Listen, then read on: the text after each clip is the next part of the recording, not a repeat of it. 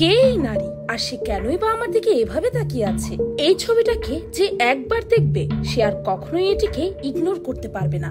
আজকে আমি আপনাদের এমন কিছু ছবি দেখাবো যেগুলো দেখলে সবাই বলে উঠবে, এই ছবিগুলোর রহস্যের কাছে তো মোনালিসার রহস্য তো কোনো পাত্তাই পায় না। কথাটা বিশ্বাস হলো না? না দেখে কিভাবে বিশ্বাস হবে বলুন? তাই চলুন আজকে আর দেরি না করে দেখে আসি পৃথিবী বিখ্যাত আর্টিস্টদের আঁকা কিছু অত্যন্ত রহস্যময় ছবি। Number 1, the lunatic of ইট্রিটাট।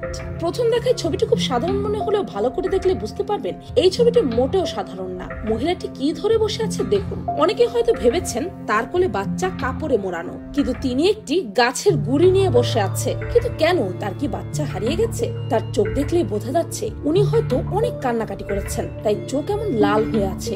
মহিলাটির কি তাহলে টাকার অভাব? কিন্তু তার এই মুখ দেখে তো সেটা মনে হচ্ছে না, কেননা তার মুখ খুব পরিষ্কার পরিচ্ছন্ন। কিন্তু তার পা এমন ক্রস করে বসে আছে কেন? একটু অপেক্ষা করুন, এখনই সব প্রশ্নের উত্তর পেয়ে যাবেন। এটি হচ্ছে এই ছবিটির আরেকটি ভার্সন। এখানে দেখা যাচ্ছে দুইটি মহিলা গাছের গুড়ি হাতে নিয়ে বসে থাকা মহিলাটির দিকে অবাক দৃষ্টিতে তাকিয়ে আছে। এমনকি বাচ্চা ছেলেটিও মহিলাটির দিকে তাকিয়ে আছে, আর বাচ্চা ছেলেটির বোন ছেলেটিকে মহিলাটির থেকে দূরে রাখার চেষ্টা করছে। ফ্রেঞ্চ প্রিন্টার হিউগোস মার্লের আঁকা এই ছবিটির আরেকটি নাম লা ফোলে, যার ইংলিশ অর্থ দ্য ক্রেজি ওম্যান, বাংলায় পাগলা মহিলা। 19 দশকে ফ্রান্সে মানসিক রোগের সংখ্যা অনেক বেশি বেড়ে গিয়েছিল। হঠাৎই ফ্রান্সের মহিলাদের মধ্যে হিস্টেরিয়া রোগটি ছড়িয়ে পড়ে, যার কারণে তখন হাজারো মহিলা মানসিক ভারসাম্য হারিয়ে হসপিটালে ভর্তি হয়েছিল। হিস্টেরিয়ায় আক্রান্ত ব্যক্তি প্রায়ই অতিরিক্ত ভয় পেয়ে আত্মনিয়ন্ত্রণ হারিয়ে ফেলে, যার কারণ হতে পারে সেই ব্যক্তির সাথে অতীতে ঘটে যাওয়া কোনো দুর্ঘটনা। যখন মস্তিষ্কের উপর খুব চাপ পড়ে, যেটি মস্তিষ্ক নিতে পারে না, তখন তাদের মধ্যে আতঙ্ক এবং ভয় এগুলো কাজ করে। আর এই ছবিটি তারই প্রতীক। মহিলাটি মানসিক রোগী। অনেকেই মনে করেন হয়তো তিনি অতীতে তার বাচ্চাকে হারিয়ে ফেলেছিল, তাই এইভাবে গাছের গুড়ি জড়িয়ে নিয়ে বসে আছে। অথবা এমনও হতে পারে মানসিক রোগী হওয়ায় সে বুঝতেই পারছে না এটি যে গাছের গুড়ি, তাই হয়তো সে এটিকে এভাবে আঁকড়ে বসে আছে। Number 2, the unequal marriage. 1862 সালে আর্টিস্ট ভাসিলি পুকিরেভ এই ছবিটি এঁকেছেন। ছবিটি দেখে মনে হচ্ছে তিনি এখানে আনইকুয়াল বিয়ের কথা বোঝাতে চেয়েছেন। দেখা যাচ্ছে একটি ইয়াং মেয়ের সাথে একজন বয়স্ক লোকের বিয়ে হচ্ছে। মেয়েটির চেহারা দেখে মনে হচ্ছে সে একদমই এই বিয়েতে রাজি নয়। কান্নাকাটি করে নাকমুখ লাল করে বসে আছে। আর লোকটিকে দেখে বোঝাই যাচ্ছে সে বেশ ধনী। তার কোটে একটি ব্যাজ দেখা যাচ্ছে, সেটি দেখে বোঝা যায় তিনি মিলিটারি ম্যান। লোকটি মেয়েটির দিকে তাকিয়ে আছে। অনেকে মনে করেন ভাসিলি পুকিরেভ এই ছবিটি এঁকেছেন 1907 সালের একটি পেন্সিল আর্ট থেকে ইন্সপায়ার্ড হয়ে। এই পেন্সিল আর্টটি এঁকেছিলেন ভ্লাদিমির জুকভ। এই ছবিটি ছিল প্রাসকোভিয়ার, যার প্রেমে ভাসিলি পুকিরেভ সে সময় হাবুডুবু খেতেন। প্রাসকোভিয়াও ভাসিলিকে খুব ভালোবাসতেন, কিন্তু তার পরিবার গরিব হওয়ায় তারা চাইতেন প্রাসকোভিয়া যেন কোনো ধনী মানুষকে বিয়ে করে নেয়। তাই ভাসিলি পুরিকেভের আঁকা ছবিটি ভালো করে দেখলে দেখবেন ভাসিলি পুরিকেভ তার ছবিতে বউটির পেছনে নিজেকেই এঁকেছেন। নাম্বার 3, লাভ লেটার্স রেপ্লিকা। ছবিটি দেখে মনে হচ্ছে যেন একটি মিষ্টি মেয়ে হাতে ফুল আর চিঠি নিয়ে দাঁড়িয়ে আছে কারো অপেক্ষায়। হয়তো সে কাউকে এই ফুলের তোড়াটি ও চিঠিটি দিতে চাইছে। দেখে মনে হচ্ছে সোনালী রঙের বাচ্চাটির বয়স 4 থেকে 5 বছর হবে। এই ছবিটির পেছনে আছে একটি সত্য ঘটনা। 4 বছর বয়সী সামান্থা ছিল এক সিনেটরের মেয়ে, যে 4 বছর বয়সে সিঁড়ি থেকে পড়ে মারা যায়। 1887 সালে সামান্থার এই ছবিটি আঁকা হয়, কিন্তু এই পেইন্টিংটি প্রদর্শনীর জন্য লাগানোর পর এটিকে সরিয়ে ফেলতে হয়, কারণ এই ছবিটি যেই দেখতো সেই তার আশেপাশে এই বাচ্চা মেয়েটিকে পরবর্তীতে দেখতে পেত।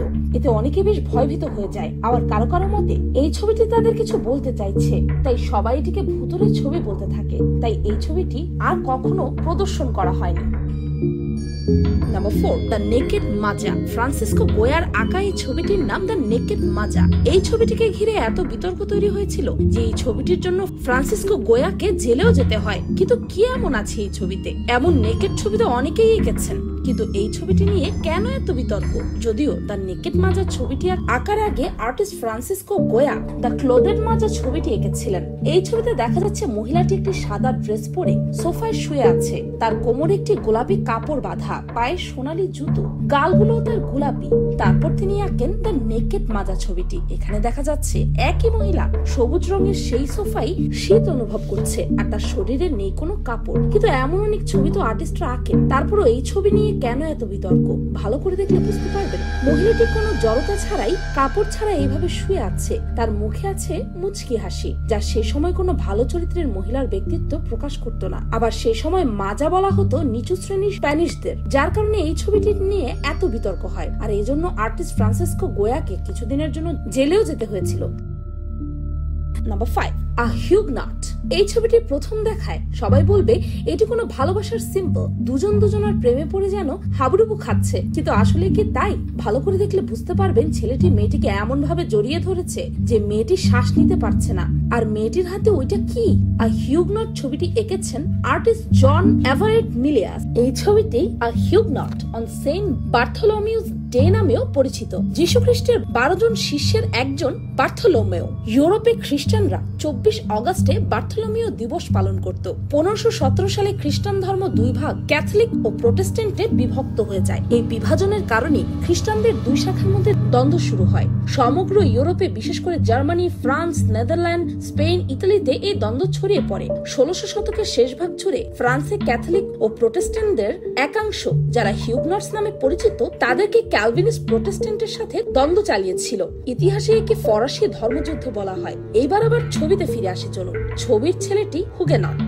এখানে মেয়েটি তার প্রেমিকের হাতে সাদা আর্মব্যান্ড পরানোর চেষ্টা করছে তার জীবন বাঁচানোর জন্য। রোমান ক্যাথলিক ধর্মের প্রতি এই আর্মব্যান্ডটি আনুগত্যের প্রতীক হয়। এটি পরলে ছেলেটি প্রাণে বেঁচে যাবে, কিন্তু ছেলেটি এই ব্যান্ডটি পরতে চাইছে না। কিন্তু মেয়েটিকে সে ভালোবাসে, তাই তাকে শক্ত করে জড়িয়ে ধরে আছে। আবার হাত এমন ভাবে রেখেছে যেন মেয়েটি তাকে ব্যান্ডটি পরাতে না পারে। নাম্বার 6, লেডি উইথ অ্যান আর্মিং ছবিটি 1489 সালের মাঝামাঝি সময়ে আঁকা। তেল রং দিয়ে আঁকা হয়েছে এই ছবিটি। ছবিটি লিওনার্দো দা ভিঞ্চির আঁকা। ছবিতে থাকা নারীটির নাম সিসিলিয়া গালেরানি। তিনি ছিলেন ইতালির মিলানের ডিউক লুডোভিকো স্ফর্জার প্রিয় স্ত্রী।